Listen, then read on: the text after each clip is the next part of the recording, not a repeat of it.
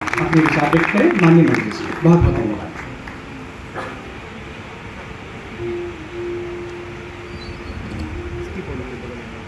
आज के इस कार्यक्रम में उपस्थित आदरणीय विमल जाट जी, आदरणीय स्मृति जी, सिनर्जी के सभी पदाधिकारीगण और देश भर से और मध्य प्रदेश से आए हुए सभी युवा साथी, मैं विमल जी को और सिनर्जी संस्थान को बहुत बधाई देता हूँ कि उन्होंने युवाओं की आशा आकांक्षा की अभिव्यक्ति के लिए एक मंच यहाँ पर उपलब्ध कराने का एक सार्थक प्रयास किया।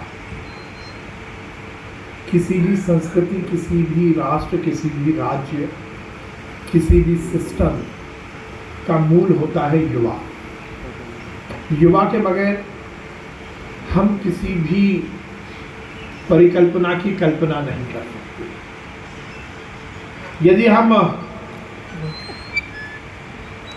किसी भी राष्ट्र की क्रांति की बात करें, व्यवस्था में आमूलचूल परिवर्तन की बात करें,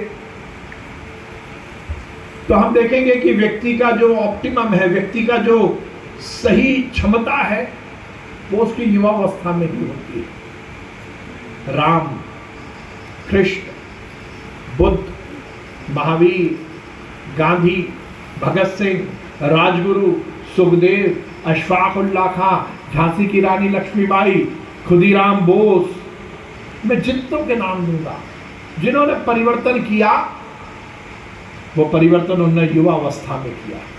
हो सकता है कि गांधी का जब नाम लिया जाए तो आपके सामने गांधी का जो चित्र आता है वो ऐसा है कि एक बुजुर्ग सा व्यक्ति धोती पहने हैं, केवल एक शॉल ओढ़े हुए और लाठी लेकर चल रहा है। पर गांधी बुजुर्ग की अवस्था में गांधी नहीं बने।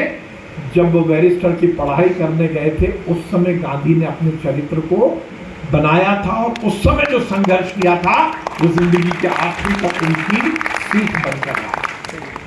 भगत सिंह, राजगुरु, सुखदेव, अशफाक उल्लाह खां, ये कोई 40 के ऊपर नहीं पहुंचे।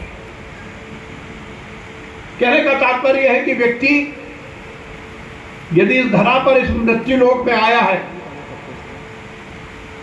तो उसकी क्षमता, चाहे वो शारीरिक हो, चाहे वो मानसिक हो, हर अवस्था का सबसे बड़ा आशीर्वाद यदि उसे प्रकृति के द्वारा मिलता है तो वो युवा अवस्था में ही मिलता है।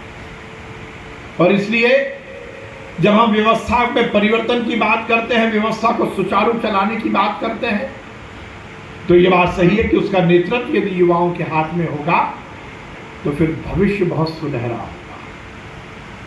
किसी ने कहा है, जवानी न रुकती कभी आंधियों से, जवानी न रुकती कभी आंधियों से, जवानी सहमती न बर्बादियों से, जवानी ने चाहा तो फिर करके छोड़ा और जवानी ने डर के कभी मुंह न मोड़ा। क्या बात है। ये जो युवा अवस्था है, ये क्रांति, आजादी की लड़ाई की यदि हम बात करें तो उसका नेतृत्व युवाओं ने किया। और आजादी के बाद भी इस देश को, कि आजादी को चिरस्थायी रखने का काम यदि कोई कर रहा है तो इस देश का युवा ही कर रहा है। पर यह भी बहुत महत्वपूर्ण है कि युवा की आशा आकांक्षा, उसका पार्टिसिपेशन, ये व्यवस्था में ठीक ढंग से हो सके, इसकी व्यवस्था भी सही होनी चाहिए और इसके बारे में विचार भी ठीक ढंग से होना चाहिए। सरकार इस पर काम कर रही है। मुझे इस बात की बहुत प्रसन्नता है और इस मंच से मैं बहुत दृढ़ता के साथ कह सकता हूं कि 2014 के बाद जो सरकार इस देश में आई, नरेंद्र मोदी जी के नेतृत्व में, उसने इस देश में आमूलचूल परिवर्तन किया, नए कलेवर से हिंदुस्तान को गढ़ने का काम किया।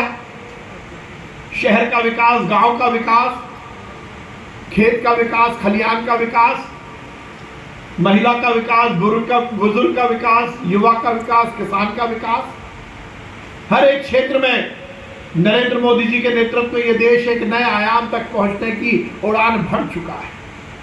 और उसमें नरेंद्र मोदी जी ने इस बात को बहुत विशेष रूप से इंगित किया कि युवाओं का पार्टिसिपेशन, चाहे वो आर्थिक पक्ष हो, चाहे राजनीतिक पक्ष हो या सामाजिक पक्ष हो, उसमें बहुत उत्कृष्ट स्तर का होना चाहिए।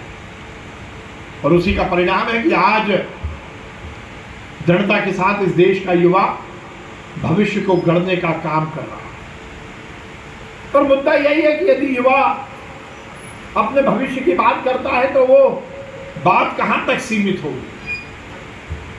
मैं आमतौर पर देखता हूं कि इस देश में खासकर जब लोकतंत्र की बात आती है, जब हर मुद्दा कहीं ना कहीं वोट से चिपका हुआ रहता है, जब हर 5 साल में परिवर्तन की बात आती है, इसलिए जो नीति निर्धारण करने वाले होते हैं वो वर्ग के बीच में जब बात करते हैं तो उनको लगता है कि इस वर्ग को किसी तरह पकड़ लो, इस वर्ग को जब तक खुश नहीं करेंगे तब तक हमें 5 साल की जो परीक्षा है उसमें शायद उत्तीर्णता नहीं मिल पाएगी। जब ये मानसिकता आती है तो उस वर्ग के केवल अधिकार की बात आती है। मेरा ये मानना है कि अधिकार को हमें लेना ही चाहिए, ये हमारा अधिकार है, परंतु अधिकार के साथ साथ हम में कर्तव्य बोध भी होना ही चाहिए। मैं एक किस्सा सुनाता हूं। मैं अपने बच्चे का एडमिशन